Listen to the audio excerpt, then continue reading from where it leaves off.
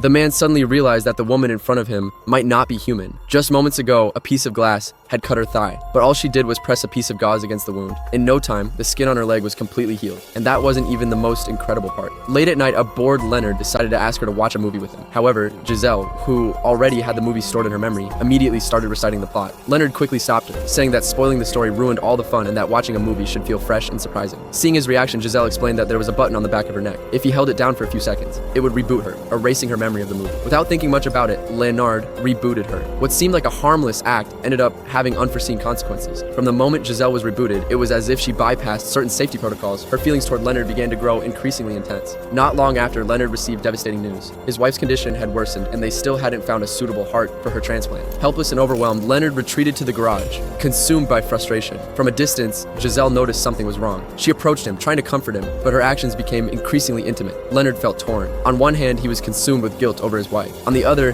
he found it harder and harder to resist Giselle's allure. In the end, he chose to avoid the situation altogether. He changed into his workout clothes and went for a run, hoping to calm the chaos inside him. What Leonard didn't realize was that Giselle's strange behavior was becoming more frequent. At a playground filled with robotic caretakers watching over children, a young boy, frustrated by the long wait in line, angrily demanded that a caretaker force others to leave. But since the boy wasn't the caretaker's owner, no matter how much he shouted, the machine wouldn't obey him. The yelling, however, frightened Leonard's youngest son, who was nearby. Seeing this, Giselle told Leonard to take his son somewhere else. The robotic caretaker, though, mechanically replied that its owner had set a specific schedule, and it couldn't leave with the child until the designated time. Hearing this, Giselle stopped arguing and simply stood there. Be a good boy.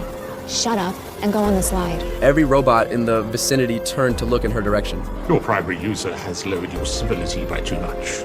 No, I simply wiped it from my database.